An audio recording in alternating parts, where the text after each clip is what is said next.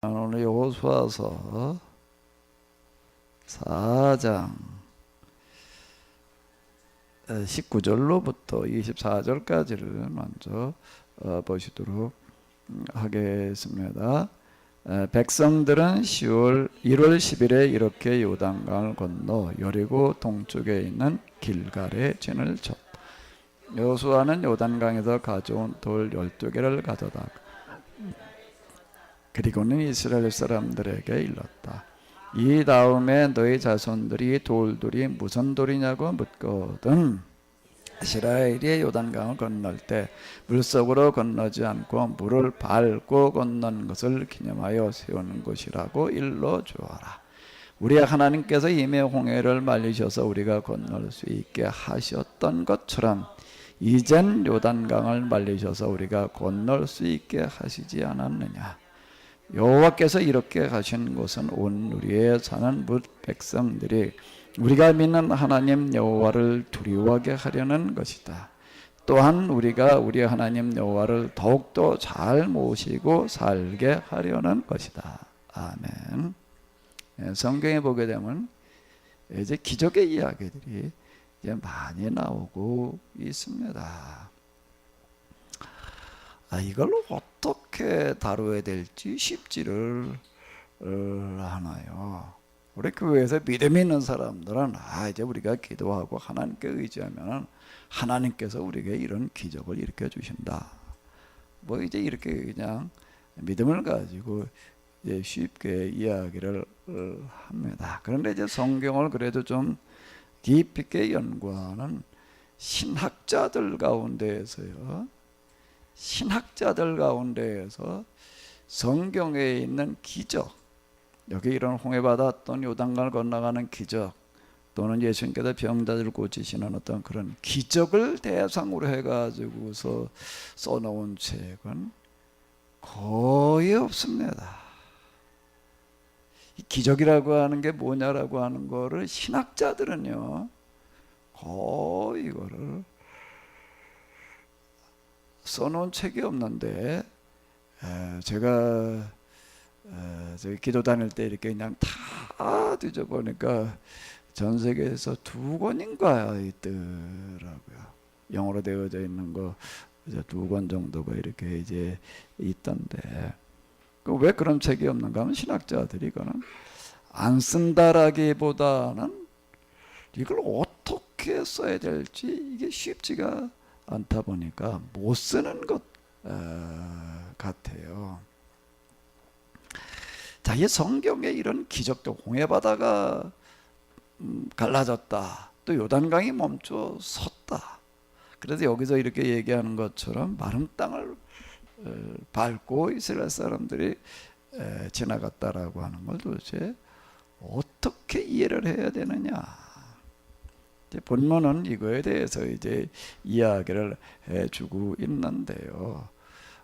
이제 여호수아가 이스라엘 사람들이 요단강을 건너가기 이전에 각 지파마다 대표자들을 한 사람씩 뽑아라 이렇게 이야기를 합니다. 12명의 대표자를 이제 이렇게 뽑았어요. 물론 여기 레위는 제외한 12지파를 얘기하는데 레위 지파는 이제 대신 이제 법궤를 둘러매고 이제 요단강으로 이제 가는 거고요.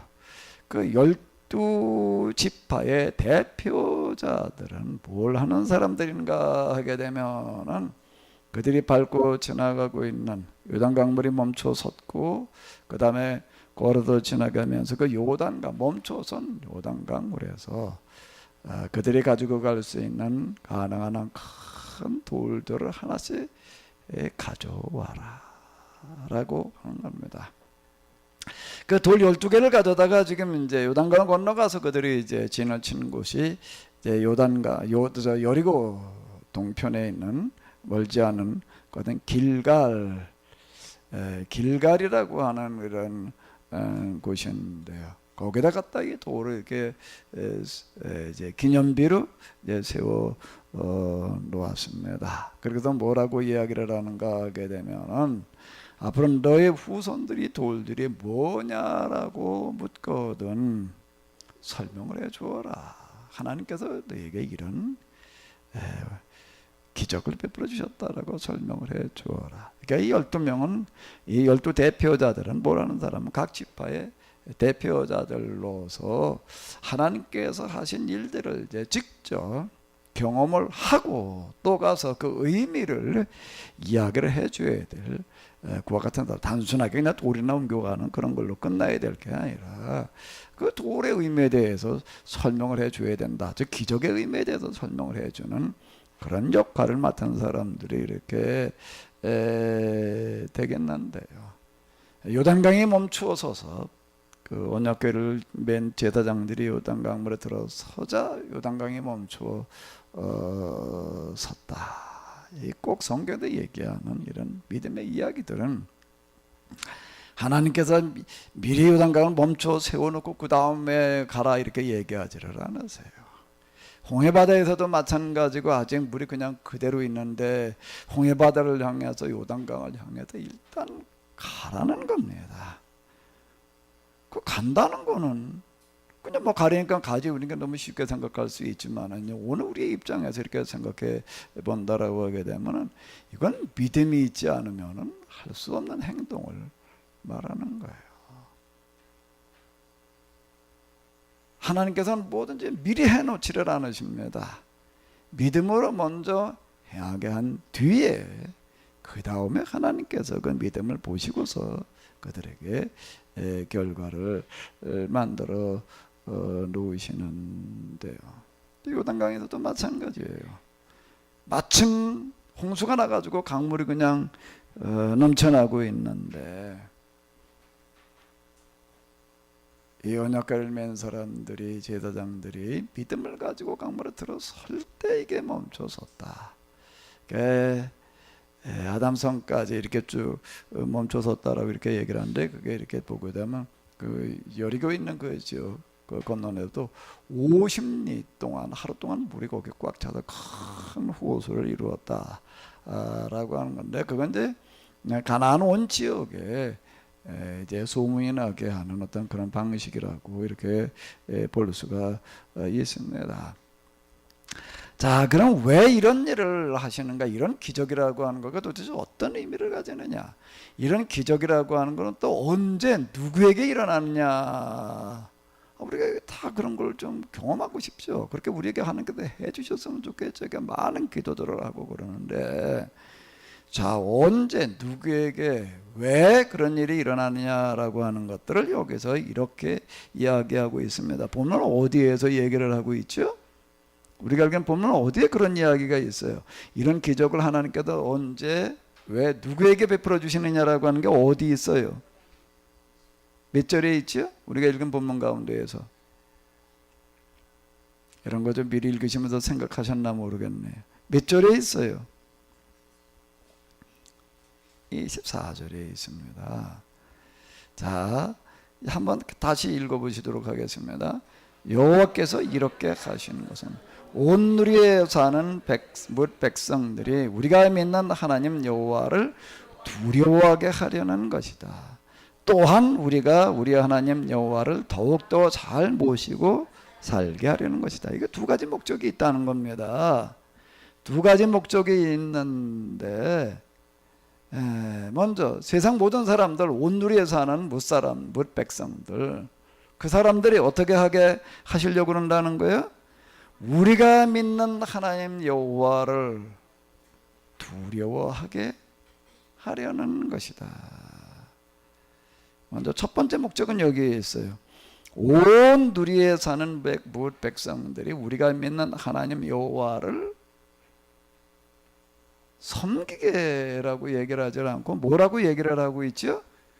두려워하게 하려는 것이다. 우리가 믿는 하나님 여호와를 알게 하려는 것이다. 믿게 하려는 것이다. 섬기게 하려는, 이렇게 얘기해요. 두려워하게 하려는 것이다. 이렇게 이야기를 하고 있습니다. 이거 두려워하게 한다는 게 도대체 무슨 뜻일까? 두 번째는요, 뭐죠? 이번엔 이제 이스라엘 사람들이에요. 이걸 직접 경험하고 있는 이스라엘 사람들은 어떻게 해요?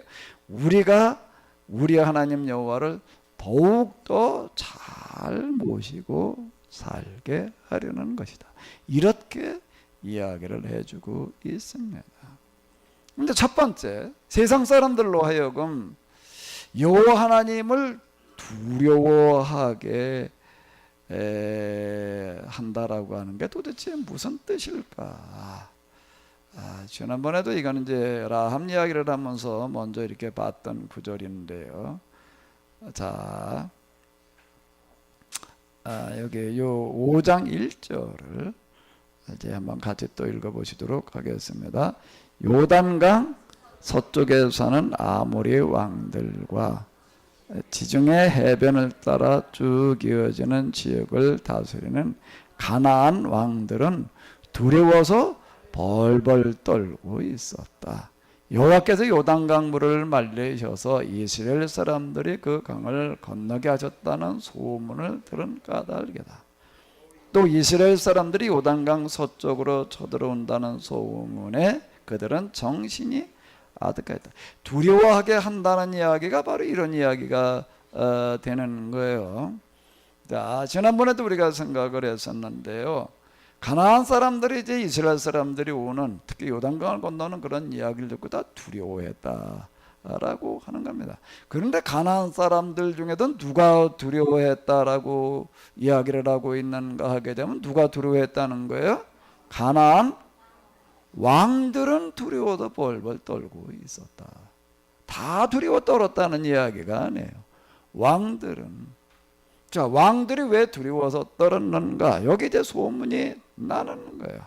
무슨 소문이 나는가 하면 이스라엘 사람들이 요단강을 건너는데 강이 멈춰 섰다는 겁니다. 그래도 50리나 되는 그 먼 지역까지 그냥 다 이제 물바다가 이제 이렇게 되는 거예요.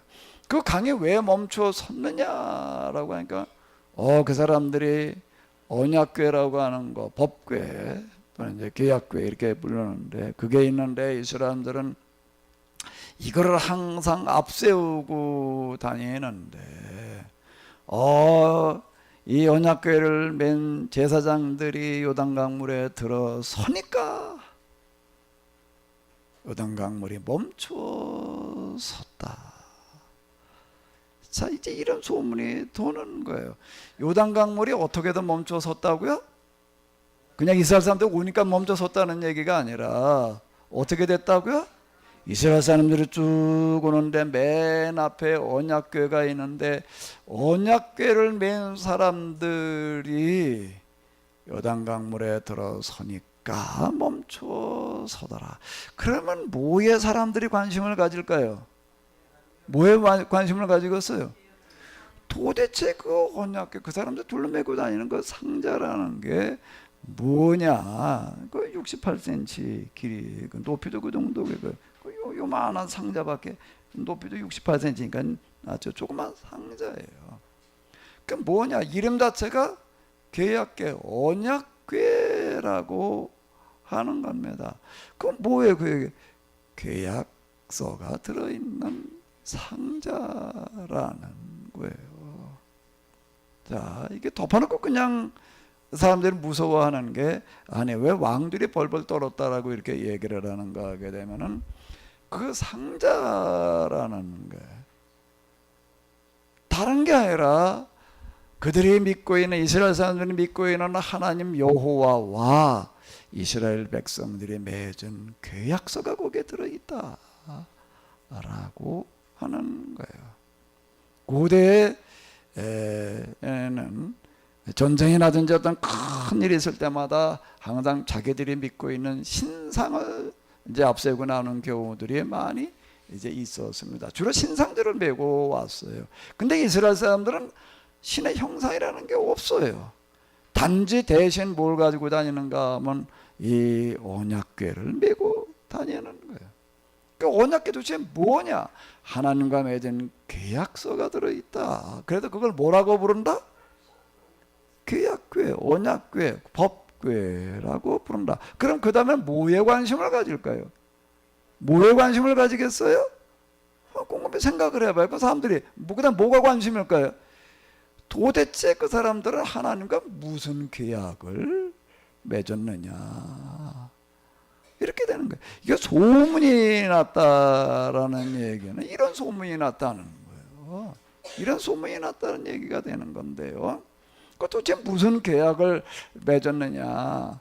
이스라엘 사람들이 언약궤를 앞세우고 간다는 건 단순하게 상자나 들고 간다는 이야기가 아니라 이런 소문을 내는 것을 말하는 겁니다. 우리가 믿는 하나님은 이런 하나님이시다. 우리는 그 하나님과 이러이러한 계약을 맺었다.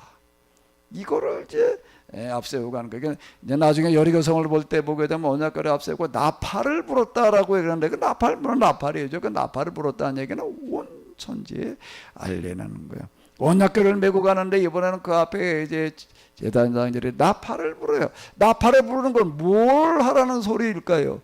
뭘 하라는 소리예요? 바로 뒤에 우리가 메고 가는 이 언약궤를 보라는 겁니다.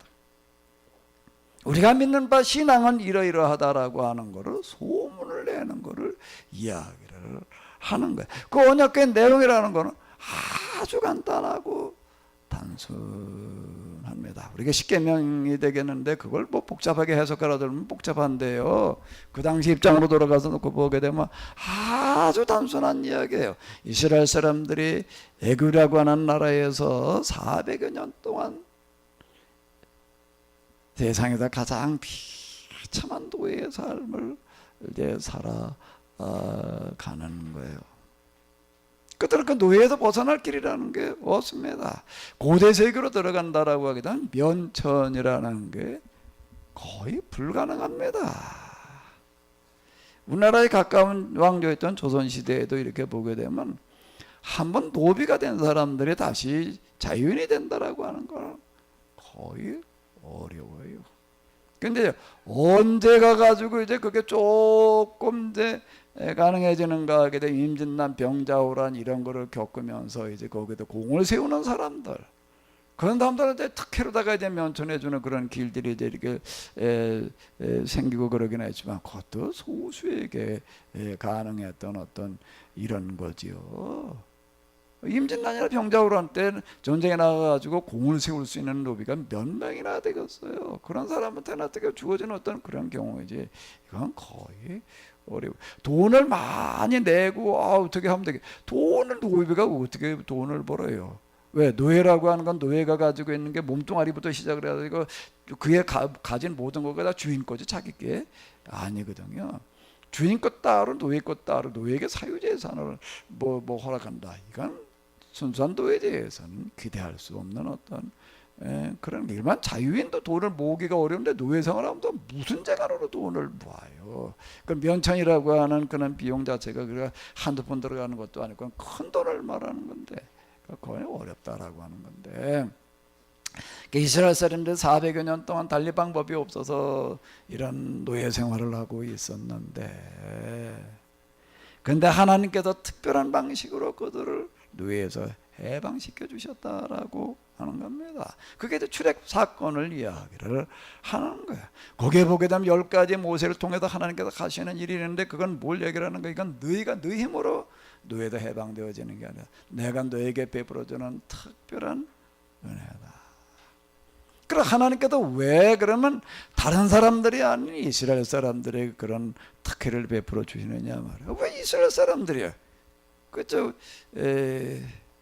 지금도 그런 의문들 많이 이야기합니다. 왜 하필 이스라엘 사람들을 하나님께서 선택하셨냐 말이에요. 우리나라 사람 선택하시지. 그런 얘기해요. 왜 우리나라를 선택하지 않고 이스라엘을 선택하셨을까요? 저도 참 어떤 사람이 저 전도지를 하나 주길래 갖다 읽어보니까 뭐 예수님께서 뭐 세상 구원을 위해서 뭐 오셨다 뭐 어쨌다 뭐 그러더라고요. 그러고서 그 맨 마지막에 뭐라고 그러냐면 이걸 읽고 나서 의문 나는 게 있걸랑 뭐 아래로 뭐 연락을 주십시오. 그래가지고 내가 한번 피원지를 쓴 적이 있어. 내가 저 간장공장에 있을 때인데요. 뭐라고 내가 썼나 하게 되면 예수님께서 온 세상에 구주로 오셨다라고 그랬는데 왜 하필 이스라엘 사람으로 오셨냐? 다른 나라 사람으로 오지 않으시고 왜 한국인으로 오지 않으시고 왜 이스라엘 사람으로 오셨냐? 알고 읽다 보니까 그런 생각이 들더라고요. 그래가지고 거기 나와 있는 조서에다가 편지를 보냈어. 그게 아마 내가 한 19, 20쯤 됐을 때인 것 같은데, 그러니까 지금으로부터 따지면 40 몇 년이 지났는데 아직 답장이 안 와. 뭐라고 답장을 해야 될지 몰라서 그러는 건지 아직 답장이 안 오더라. 한참 기다렸어요. 도대체 궁금하더라고요. 왜 다른 사람들이 아닌 이스라엘 사람들일까요? 왜 그럴까요? 왜 그럴까요? 그건 이스라엘 사람들이 꼭 뭐라고 그런가, 아브라함의 후손이라고 이렇게 이야기를 합니다. 아브라함이 이삭을 낳고 이삭이 야곱을 낳고 이렇게 이야기를 하는데, 야곱은 12아들을 낳고 그 12아들들이 이제 이스라엘 사람들이 꽤 되는 건데, 그건 뭔가 하면 창세기 12장에 나와 있는 그런 말씀. 아브라함, 그는 뭘 원하는 사람이었는가 하면 세상 모든 사람들이 다 똑같이 골고루 잘 살기를 바라는 그런 사람이었다. 그건 뭐 제가 여러 번 이야기를 했잖아요. 근데 아브라함에게 하나님께서 아들을 주시겠다고 약속을 하십니다. 근데 아들이 없었나 하면 안 해요. 하갈을 통해서 낳았던 이스마엘도 있었고, 또 그 다음에 이제 사라가 죽고 난 다음에 또 다른 걸 통해서 아들들을 여러 명을 낳습니다. 근데 하나님께서 주신 아들은 이삭이다. 그게 아브라함이 이스마엘을 낳고라고요. 아브라함이 이삭을 낳고 이삭은 야곱을 낳고 이렇게 얘기를 하는 거는 뭔 얘기인가 하면, 아브라함이 가졌던 그와 같은 그 생각, 우리가 살아야 될 목적이, 이 세상에 해야 될 일이 세상 모든 사람들이 다 행복해지는 거, 그걸 위해서 우리가 살아야 된다, 그게 우리가 해야 될 일이다라고 하는 게 아브라함이 가지고 있던 생각인데, 그런데 그 생각을 이어받는 자식의 여러 아들이 있었지만 이삭이었다. 하나님께서 아브라함에게 아들을 주시겠다는 그런 이야기는 우리가 생물학적인 아들도 물론 해당되어지는 거지만은, 내 뜻을 이어갈 자식을 내가 내게 주겠다. 이제 그래야지 그게 얘기가 되는 거예요. 왜 하필 아브라함에게만 그 아들 못 낳고 있다고 해도 아들 낳겠다고 해주셔? 그 딴 사람은 뭐야? 그럼 나도 아브라함처럼 아들 좀 낳게 해주지. 애 묻는 사람들께 얘기를 한다면 뭐라고 얘기를 해야지 되는 거예요? 기적이라고 하는 것은 하나님께서 초자연적인 일을 하실 때에는 그만한 이유가 있을 때 하시는 거예요. 이거는 지금 우리 국가로 얘기를 한다면 대통령의 특별법하고 똑같은 거예요. 특별법을 아무데나 갖다 쓰는 게 아니고, 이건 특별한 예외적일 때에만 갖다 쓰는 건데요. 초자연이라고 하는 거는 일반적으로 자연의 법에 제배를 받는 건데, 특별한 경우에는 그럴 만한 명분이 있을 때, 절대 명분이 있을 때에만 그게 가능해지는 거기 때문에, 여기 지금 본문의 이야기들이 지금 그런 얘기가 이렇게 되는 겁니다. 아브라함이 이삭을 낳았다는 얘기는, 아브라함에게 여러 아들들이 있었지만 그 중에서 그 아브라함의 그 뜻을 이어가는 아들이 이삭뿐이었다는 얘기가 되는 거예요. 이삭은 그 다음에 누굴 낳았죠? 야곱도 낳고 에서도 낳았어요. 근데 이삭이 에서를 낳고 그러지 않아요. 누구를 낳았다고 그래요? 야곱을 낳았다고 그럽니다. 그 야곱을 낳았다는 얘기는 왜 에서는 안 낳았다고 그러고 왜 야곱만 낳았다고 그래요? 에서와 야곱이 있었는데 그 중에서 그 이삭 할아버지 누구요?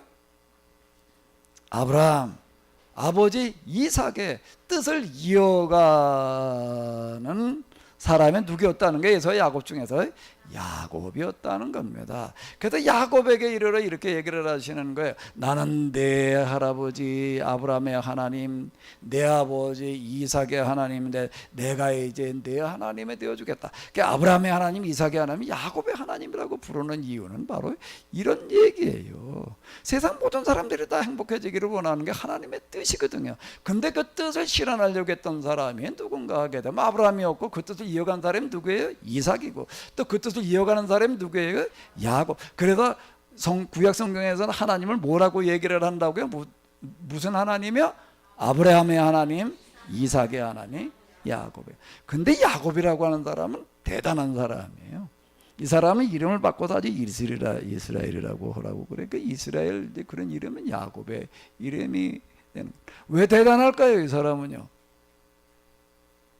왜 대단할까요? 이 사람은요. 구약 성경 창세기 보게 되면 이제 이 야곱의 이야기가 굉장히 길게 많이 나옵니다. 왜 대단한 사람일까요? 이 사람은요. 아브라함은 여러 아들들이 있었는데 그 뜻을 이어간 사람이 이삭 하나야. 이삭은 또 늦게 또 쌍둥이로 에서와 야곱을 하는데 똑같이 어렸을 때 가르치지요. 두 아들을 낳아가지고도 똑같이 이러이러하게 하나님 이렇게 믿어야 된다. 근데 그 중에도 하나는 받아들이고 하나는 안 받아들이는 거예요. 예서는 지멋대로 살겠다는 거예요. 근데 아브라함이 이삭을 낳고 이삭은 야곱을 낳고 야곱은 누굴 낳았다고 그러고요? 누굴 낳았다고? 유다를 낳았다고 그러나요? 요셉을 낳았다고 그러나요? 야곱은 누구를 낳았다고 그래요? 12아들을 낳았다는 얘기는 한타스를 낳았는데 낳았다는 얘기는 여기다 낳았다는 얘기는 그 신앙을 어떻게 하겠다는 얘기죠? 이어가게 했다는 거예요. 이게 대단한 사람이에요. 야곱의 성격은 어떤 사람인가 하면 끝을 보는 사람이야. 거기 이렇게 보게 되면 뭐그 양기는 그런 얘기들 이렇게 보게 되면은요, 애워다가 안 되니까 포기 그런 게 없는 거야. 이 사람 그 양을 기르는데도 난 이 삼촌의 양을 맡아가지고 그러는 20여 년 동안 나는 밤에 신발을 내가 벗고 잔 적이 없고 낮에는 내가 그냥 저 서늘한 그늘에 가가지고 양가 붙으면 그냥 쉬거나 낮잠 잔 적이 없고 밤에는 또 내가 그냥 양들을 일이나 늑대로부터 지키기 위해서 내가 잠 한 번 제대로 잔 적이 없고 내가 기르는 양들은 그래도 짐승에 물려가지도 않았고 낙태를 하지도 않았고 이런 얘기는요 야곱 대단한 사람이에요. 그가 하는 자기 양도 아닌 이삼촌의 양을 맡아서 기르면서도 그렇게 철저하게 길러내는 거예요. 라반의 아들들이 키우는 양보다 야곱이 키우는 양이 더 잘 되는 이유는 저절로 잘 되는 게 아니에요. 그만큼 최선을 다하니까 그런 거죠. 그런데 그걸 또 모두 그랬는가 하면 12아들 12이나 되는데 이걸 갖다가 그냥 얼마나 거기 이렇게 보게 되면 목신각신한 그런 얘기들도 나오고 있고 그러지만 전체 흐름 속에서 이렇게 보게 되면은 그 신앙을 이어가게 했다. 그래도 야곱은 누구를 낳고요?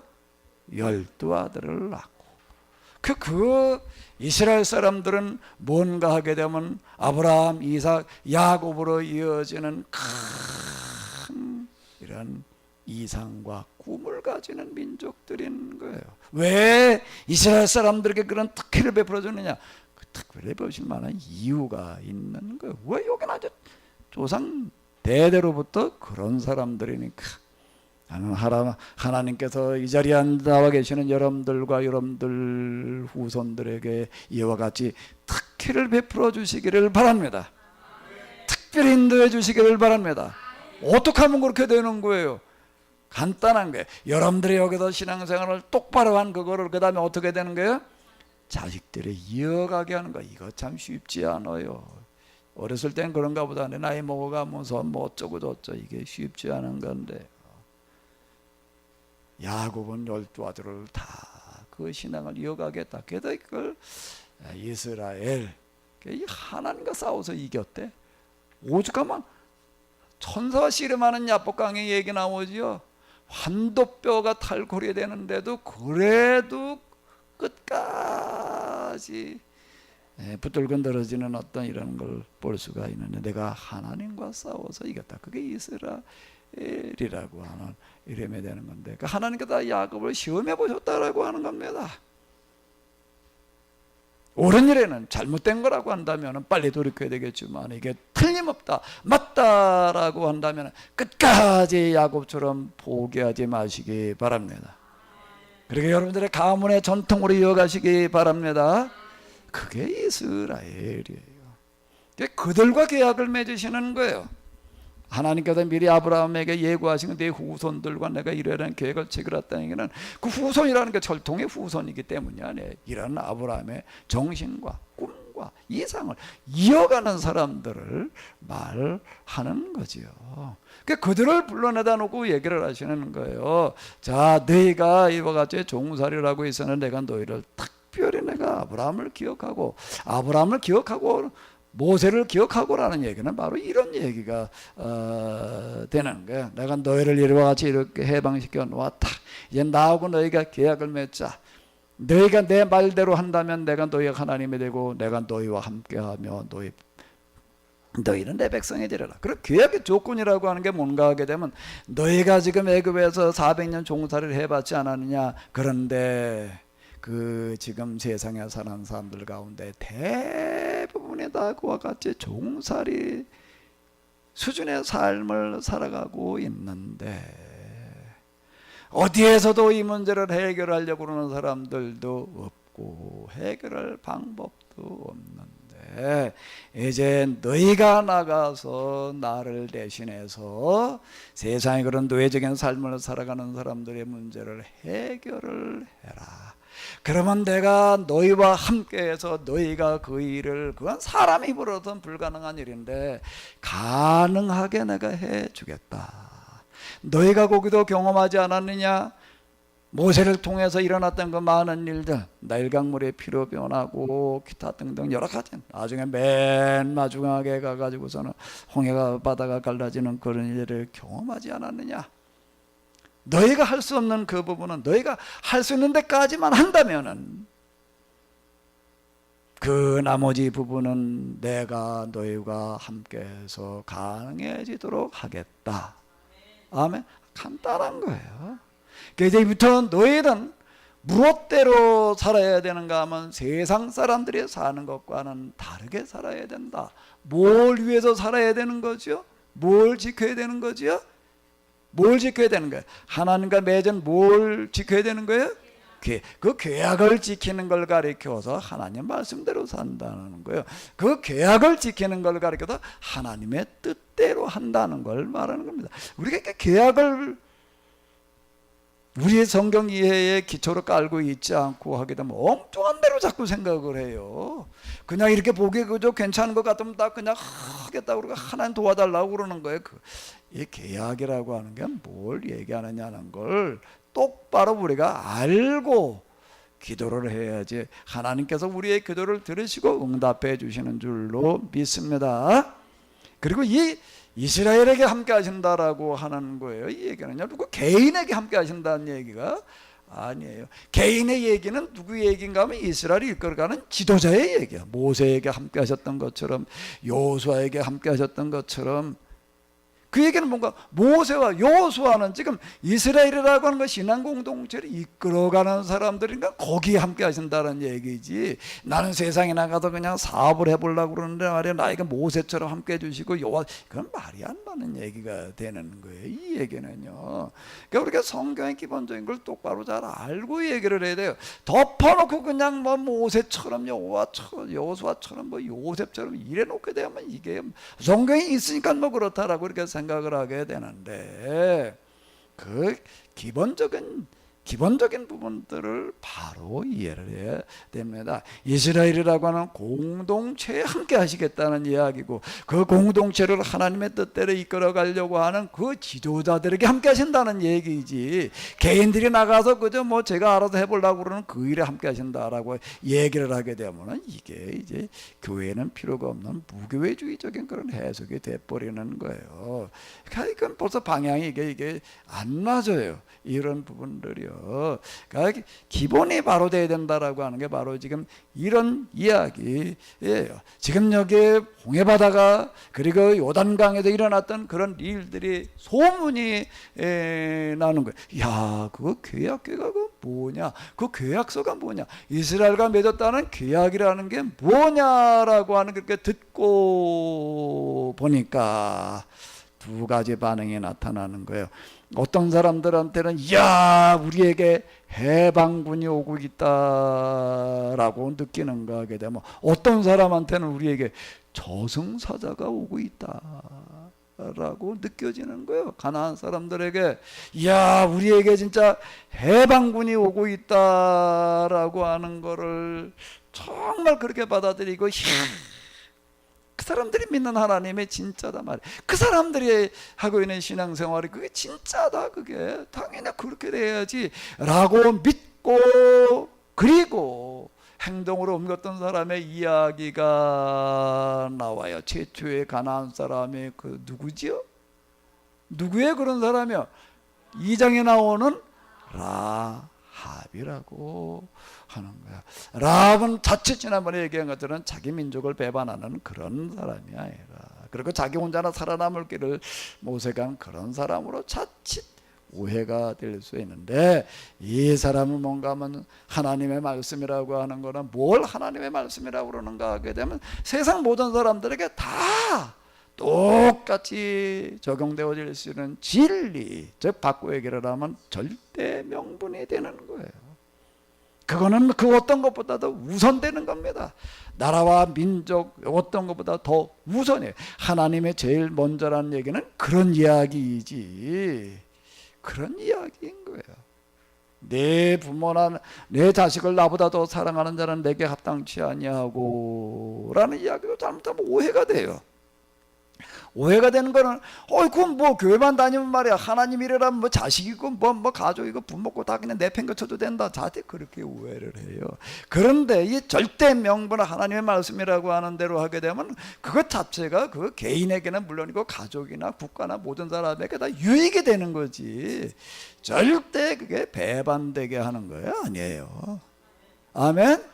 그 얘기가 되는 거예요. 절대 명분에 적용되어지는데 여기에 해될 수 있는 대상은 개인이 됐든 단체가 됐든 국가가 됐든 어디에도 없는 거예요. 왜? 그거는 세상에서 우리가 찾아낼 수 있는, 행할 수 있는 가장 좋은 거고 가장 큰 것이기 때문에 그렇습니다. 그러니까 절대 명분, 그걸 가리켜서 뭐라고 얘기를 하는가 하면 진리, 참된 진리라는 얘기가 참된 이치, 참 진짜잖아요. 이리는 이치, 참된 이치는 바로 이런 거예요. 여기는 우리 모두가 다 따라야 되는 거예요. 아멘. 그걸 하나님의 뜻대로 한다는 겁니다. 그게 하나님의 말씀이라고 하는 거예요. 그걸 가리켜도 하나님의 말씀대로 산다. 그러면 이 하나님의 말씀대로 살려고 하는 그곳에는 틀림없이 하나님께서 함께 하신다는 겁니다. 그분이 진짜 살아계시다면은 우리가 하나님의 뜻을 오해하지 않고 잘못 해석하지 않고 왜곡시키지 않고 그대로 한번 우리가 하려고 한다라고 하게 되면 틀림없이 하나님 여기 함께 하시고 일이 되게 하시는 줄로 믿습니다. 그런데 그렇게 하려고 하는데도 잘 안 되는 것 같아. 왜 그럴까요? 하나님께서 일하시는 방식이라고 하는 것은 꼭 시험을 해보셔. 시험을 해보신 건 어떻게 하는가 하면 하나님께서 미리 와가지고 다 길을 만들어 놓고 계시는 게 아니야. 네가 진짜 나를 믿나 보자. 나를 믿는가라고 하는 거는 무슨 얘기가 되는가 하면 하나님 내가 믿으니까 하나님께서 대해주니까 이걸 믿는 거를 얘기하는 게 아니에요. 단순히 그것만 말하는 게 아니에요. 우리 자칫 그렇게 또 이해를 한다고요. 하나님을 믿는가라고 하는 걸 확인하시겠다는 얘기는 이 세상 모든 사람들이 행복해지는 것, 삶을 사는 게 그렇게 사는 거가 가장 중요한 건데, 그게 네가 여러 가지 세속적인 유혹과 어려움들이 있음에도 불구하지 않고 내가 그걸 포기하지 않고 나는 이것을 위해서 내 모든 것을, 내 생명까지라도 나는 다 이거는 내놓을 수 있다라고, 내가 어디 내 현장에서 도무지 그게 먹혀 들어가지 않을 것 같은 계란으로 바위치기와 같이 똑같은 느껴질 그때에도 너는 포기하지 않고 그렇게 할 수 있는가를 보겠다는 얘기가 되는 거예요. 우리는 단순하게 하나님께서 그냥 뭐 함께 하시리라고 하는 거는 믿는 그것만을 가지고도 자꾸 하나님께서 함께 되게 믿는다는 것 자체가 뭘 믿는 거예요. 뭘 믿는가 하게 되면 하나님의 뜻이 실현되어지는 것을 믿는 거예요. 그게 가장, 그것보다 더 좋은 건 없는 거예요. 그것보다 더 좋은 게 있으면 그게 하나님 말씀이죠. 하나님의 말씀이라고 이 세상에서 찾아낼 수 있는 그 어느 것보다도 가장 크고 가장 좋은 거를 말하는, 그래야 하나님의 말씀이 되는 거죠. 이게 하나님 믿는 사람한테나 좋은 거면 그건 하나님의 말씀이 아니에요. 하나님을 믿는 사람이든 믿지 않는 사람들은 모든 사람에게 하나님의 말씀은 가장 크고 가장 좋은 것인 줄로 믿습니다. 그런 얘기를 예수님께서 뭐라고 얘기를 하시는가? 하나님께서는 선인과 악인에게 구분하지 않고 햇빛과 비를 내려주신다 라고 이야기를 하시는 거예요. 교회 다니는 사람한테만 하나님의 말씀이 진리면 그건 뭐가 잘못된 거예요. 그건 해석이 잘못되는 거야. 교회 다니는 사람들은 듣고 야 아멘 진짜 맞아. 그래. 딴 사람 들으면 그건 뭐 말도 안 돼. 이런 막 하나님 너희한테나 하나님이 우리한테는 상관없네. 이래나 버리면 어디가 문제가 생긴 거예요. 교회 다니는 사람이든 안 다니는 사람 듣고 나서는 이야 이건 정말 맞네, 진리네. 여기 그 얘기가 나오는 거예요.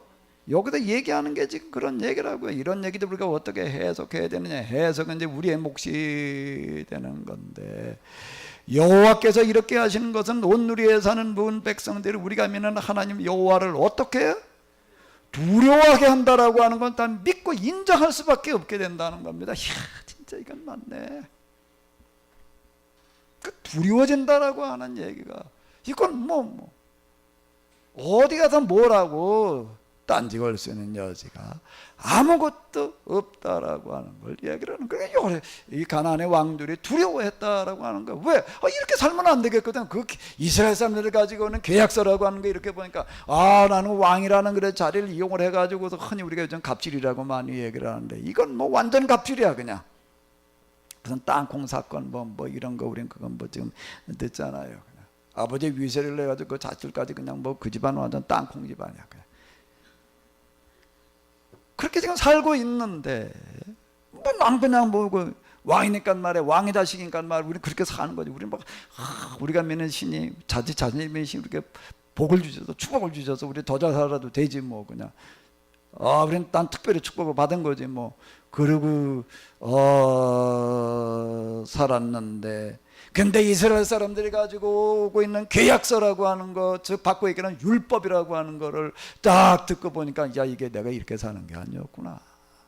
사람들이 다 누구나 똑같은 건데 내가 그때 왕이라고 한다면 좀 더 나보다 많이 배웠고 많이 가지고 있다라고 한다고 하게 되면은 다 같이 잘 살 수 있는 방법을 찾아내야지. 그게 진리지. 아니에요? 그건 누가 들어도 그건 맞는 소리예요. 어떤 사람한테는 맞아 그러고 어떤 사람은 그건 말도 안 되는 소리야. 그렇게 얘기할 수 있는 건 아무튼 그러니까 절대 명분이 그래. 진리는 모든 사람에게 다 똑같이 적용돼야 되는 거지.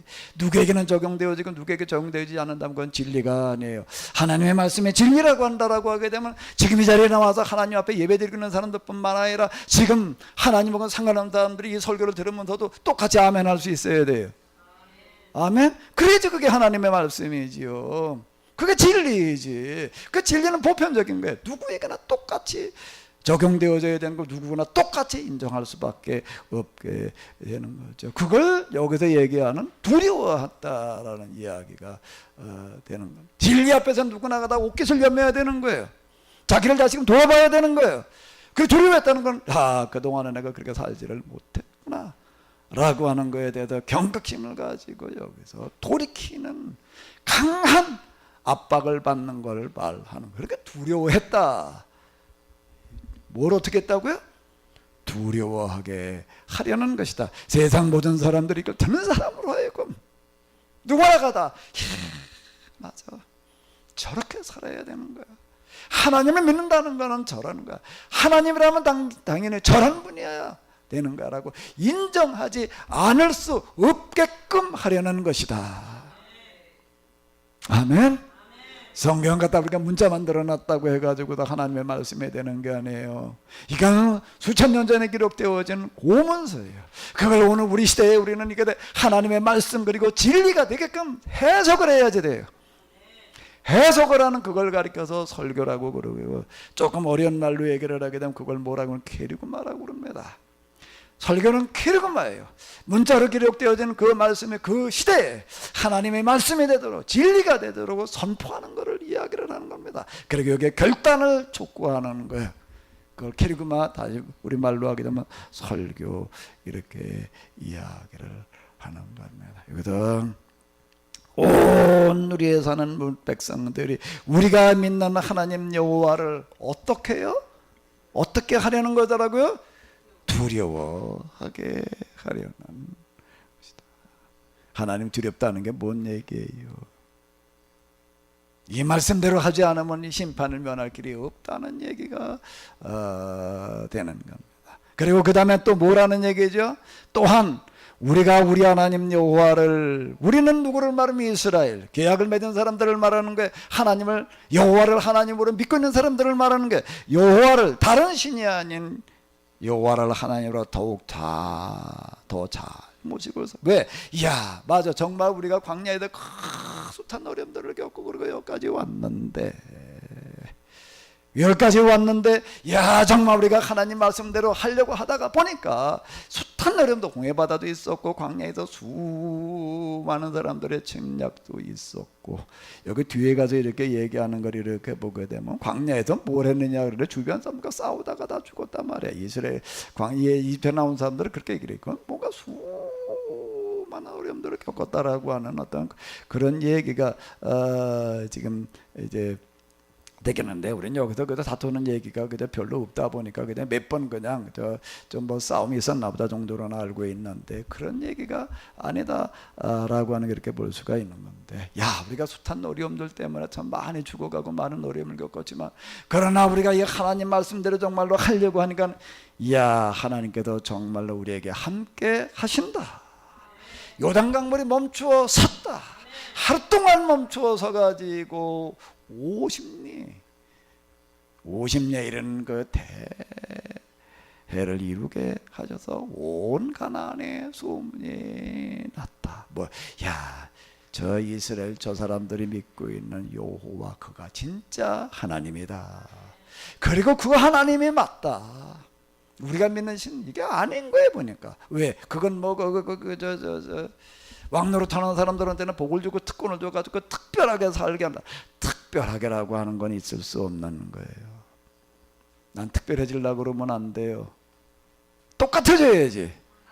아멘? 특별해지기를 기대하지 말아요. 하나님만 특별하신 분이에요. 아멘? 어디 공항에 가가지고 이렇게 탈 때도 그냥 검색 거치지 않고 가는 특별한 통로 절대 부러워하지 말아요.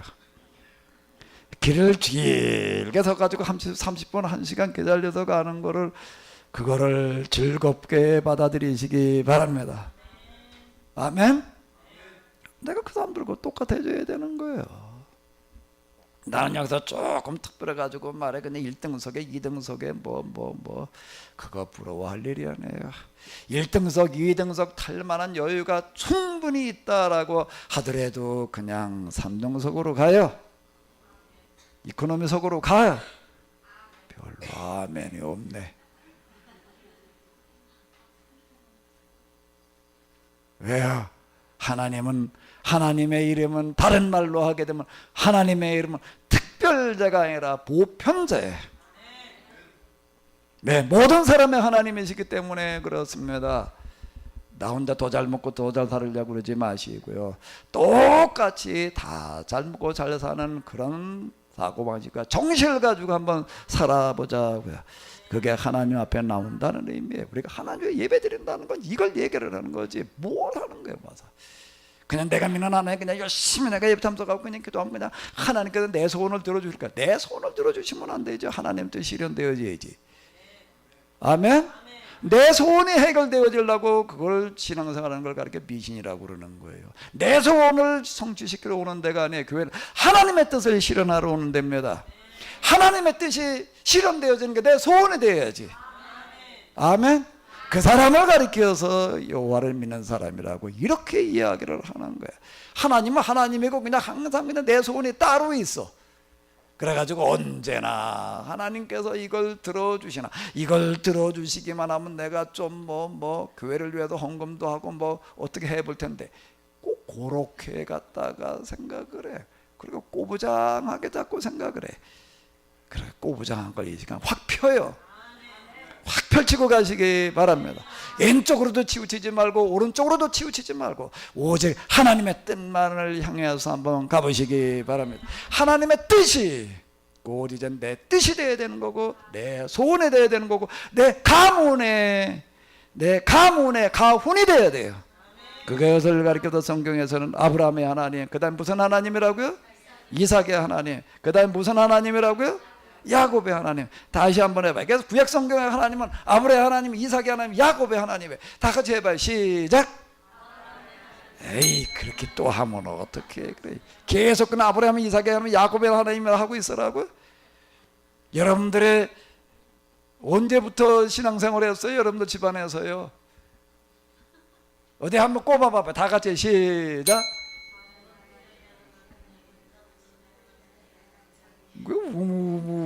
말이 안 나와. 과연 이런 큰 뜻이 지금 몇 대나 지금 이어져 가고 있는지.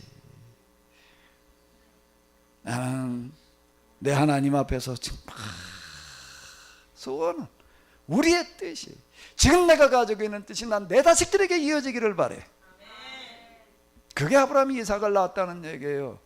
세상에 자식 낳는 사람이 많이 있지요. 결혼하다 보면 대부분 다 낳지.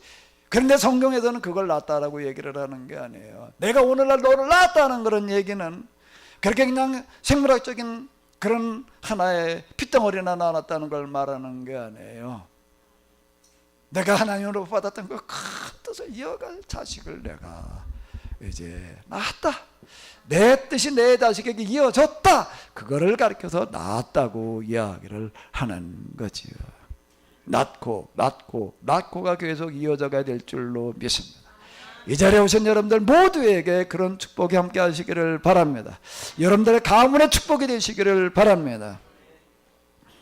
아브라함이 이삭을 낳고 이삭은 야곱을 낳고 야곱은 12아들을 낳고 그 중에서 아브라함, 이삭, 야곱 중에서 여러분들은 다 야곱처럼 되시기 바랍니다. 그래서 이 사람이 아브라함의 이름이 이스라엘이 되는 게 아니에요. 이삭의 이름이 이스라엘이 되는 게 아니에요. 야곱의 이름이 이스라엘이 되는 거예요. 아예 하나님과 겨뤄서 이겼대. 그 얘기는 무슨 뜻인가 하면 그 어떤 경우에도 이 뜻만큼 내가 굽힐 수 없다. 그 이야기가 되는 겁니다. 비록 내가 내 목숨을 내놓는다 할지라도 이 뜻이 실현되어지기까지는 많은 어려움과 난관들이 있을 수 있습니다. 그러나 그 시련과 어려움은 오히려 하나님의 뜻이 이루어지게 되는 발판이 되게 하실 줄로 믿습니다. 위기가 기회가 되게 하시는 줄로 믿습니다. 자, 24절, 4장 24절 다시 한번 읽어보세요. 여호와께서 이렇게 하신 것은 온 누리에 사는 뭇 백성들이 우리가 믿는 하나님 여호와를 두려워하게 하려는 것이다. 또한 우리가 우리 하나님 여호와를 더욱더 잘 모시고 살게 하려는 것이다. 그래서 5장으로 넘어가게 되면 무슨 이야기가 나온다고요? 이 언약궤의 소식을 들은 가나안의 왕들이 두려워 떨었다라고 하는 겁니다. 이야, 이스라엘 사람들이 지금 믿고 있는 그 하나님을 우리에게 가까이 가지고 오고 있는데, 그 이스라엘에 믿고 있는 하나님이 지금 우리에게 가까이 오고 있는데, 이야, 우리가 이제 이렇게 살아서는 안 된다는 거구나. 이런 특권의 자리에서 내가 이제 대중의 자리로 내려가야 된다는 거였구나. 내가 왕인 것은 여기 특권의 자리가 아니라 특별한 책임의 자리였다라고 하는 거로구나. 내가 왕이 된다는 건 저들보다 저 잘 먹고 저 잘 살아야 되는 자리가 아니라 내가 저들을 다 잘 먹고 잘 살게 하기 위해서 나는 밤잠 못 자야 되는 사람이고, 저들보다 나는 더 허술한 집에서 살아야 되는 거고, 진짜 지도자들은 그런 사람들이에요. 평균 이하를 살아가려고 하는 마음의 자세가 있어야지 되는 겁니다. 평균 위를 유지하려고 그러게 되면 안 되는 거예요. 평균 이하의 자리에 서서 모든 사람들이 다 잘되게 되는 것을 추구해 가야 되는 사람. 예수님께서 말씀하시는 거예요. 나는 대접을 받으러 온 것이 아니라 섬기려 하고 내 몸을 대속물로 내어주러 왔다. 뭐가 하나님의 축복이지요? 축복이라는 단어가 세상에도 있고 교회에도 있고 성경에도 있습니다. 근데 우리는 똑같은 축복, 세상의 축복이 그저 교회에서 성경에도 약속하는 축복이라고 별바 다르지 않다고, 내가 세상에서 복받지 못한 걸 받아 하나님의 이름으로 내가 특별히 복을 받아보겠다라고 그렇게 생각하는 경우가 많이 있습니다. 근데 우리가 그 생각을 뜯어 고쳐야 될 줄로 믿습니다. 하나님의 진정한 축복이 오늘 이 자리에 오신 여러분들 모두에게 임하시기를 바랍니다. 그래서 여러분들이 가는 곳에 여러분들이 하고자 하는 그 일을 사람들이 들고 두려워 떠는 일이 일어나야 되는 거예요. 근데 두려워 떨기나 하고 끝나면 좋은데 그 뒤에 가서 보게 되면 이제 그 다음엔 야 이거 안 되겠다, 우리가 그냥 이제부터 회개하고 돌이키자 이러고 나오면 딱 좋은데, 그게 올바로 된 건데 그런 사람은 거의, 그런 사람들이 소수의 이야기가 나와요. 거기에 이제 뒤에 가서 보게 되면 이제 그렇게 이제 항복하고 들어오는 사람도 이야기가 있는가, 야 이거 안 돼, 우리의 특권을 그냥 우리가 이렇게 포기할 수는 없지. 이거 어떻게든지 지켜야 돼. 그러니까 연합을 해가지고 이제 대적하는 이야기가 그 다음에 나오는 거예요. 요수아에서 절대 용납하지 마라. 고르순 신자는 다 죽이라는 얘기는 어떤 사람은 죽이라는 얘기일까요? 끝까지 자기의 무력을 가지고 가지고 있는 걸 가지고 이런 거를 대적하고 방해하고 거부하는 사람들을 향해서 하는 심판의 선언이 되는 겁니다.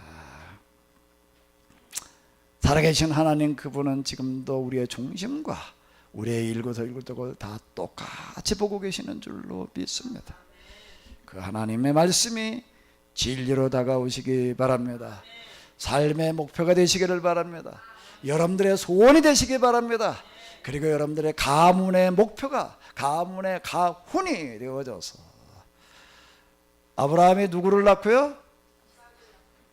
이삭을 낳고라고 그러면 어떡해. 아브라함이 누구를 낳고요? 이삭은 누구를 낳고요? 여기 오신 분들은 자식들이 하나도 없으신가 보네. 나 무자식인가 보네. 무자식의 상팔자리니까 난 자식 없이 살 거야. 다 그러고 계시네. 다시 한번 해봐요. 아브라함은 누구를 낳고? 이삭은 누구를 낳고? 야곱은 누구를 낳고요? 이름 다 대봐요. 야곱은 누구를 낳고요?